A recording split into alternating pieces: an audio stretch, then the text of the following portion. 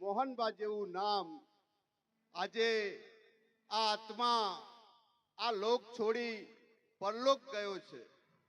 આપણા વચ્ચેથી આત્મા આ લોક છોડી અને સતલોક ગયો છે. એટલે એમની યાદમાં આજે આ પરિવારે આ ભજન અને ભોજન રાખ્યું છે. ધન્યવાદ છે આ કુટુંબને, આ પરિવારને કે આ મોહનબાના પાછળ શરીરનું નામ મોહનબા હતું. એમની પાછળ આવું ભજન સરસ થઈ રહ્યું છે. એટલે ખરેખર ધન્યવાદ છે આ પરિવારને.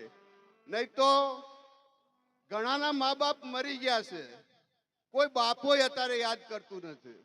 પણ આ ભજન કોની પાછળ થાય? આ ભજન કરવું એ કોણ કરી શકે? જગતની અંદર ધન તો ઘણાની જોડે છે, પણ આવા સત્માર્ગે વાપરવું ને એ મહાનતા છે.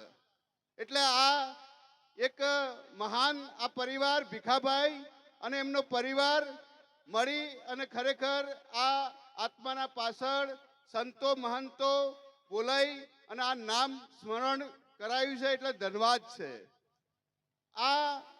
આજનું આ જાગરણ છે, આજનો આ ઉજાગરો ના સમજતા હો. પાછો આજે આત્માના ખાતે આજનું જાગરણ જમતવાનું છે.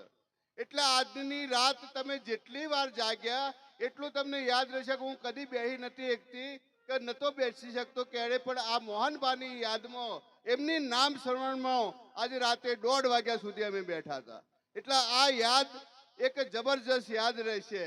હવે આ આત્મા તો અહીંથી આ લોક છોડીને જતો રહ્યો છે, પણ ખરેખર એમની યાદ છે ને એ જવાની નથી. માટે આ ભજન, આજનું ભજન એમના ખાતે જવાનું છે અને એમનો આ જાગરણ છે. એ નિમિત્તે આ ખરેખર આ પરિવારને ધન્યવાદ છે.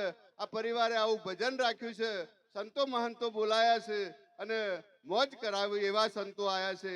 એટલે આપણે ખરેખર એક આ સંતો છે ને, આ કોઈ કુટુંબમાં આકસ્મિક કોઈ મૃત્યુ થઈ જાય તો એ સંતો આ વિહાર કરવા માટેનું એક આ નાવડું છે. આ ભૂલાવા માટેનું તમને આ ભજન થાય એટલે તમને જે દુઃખ પહોંચ્યું હોય એ દુઃખ આપણને વિહાર પડે એના માટેનું આ ભક્તિ કરવાનું, ભજન કરવાનું. આ સંતો આપણને આવું આવી અને તમને કહે છે કે ભાઈ આ તો આજે નહીં તો કાલે જે જન્મ્યા છે એ મરવાના છે. કોઈ પણનું શરીર રહ્યું નથી ને રહેવાનું નથી. રાજા રંગ ફકીર કોઈ પણ હોય મોટો, તોય એનું શરીર રહ્યું નથી. તો આજે નહીં તો કાલે આપણે પણ એમની પાછળ આપણે પણ મરી જવાના છીએ. માટે જો ડર હોય તો એક આ મરવાનો ડર છે. જો આ મરવાનો ડર ના હોય ને તો કોઈને ડર ના રહે છે.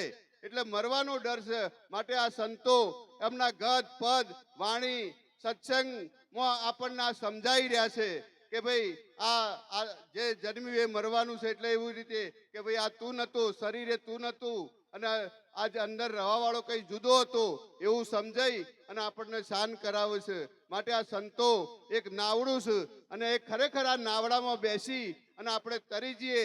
આવા મહાપુરુષોના ચરણે જઈ અને જેમ એવું સમજીએ તો આપણે કોણ છીએ એની આપણને ખબર પડી જાય. આપણે કોણ છીએ, ક્યાંથી આવ્યા છીએ અને આપણે ક્યાં જવાનું છે એ આપણું મૂળ મુકામ ખબર પડી જાય. અને મૂળ મુકામ જો સરનામું આપણને નહીં ખબર પડે તો સરનામા વગરની આ ટપાલ ક્યાં જશે? માટે એક આ સંતો આવું જગાડવાનું કામ કરી રહ્યા છે. એટલે આ એક પદ આપણે નાનું બોલીએ.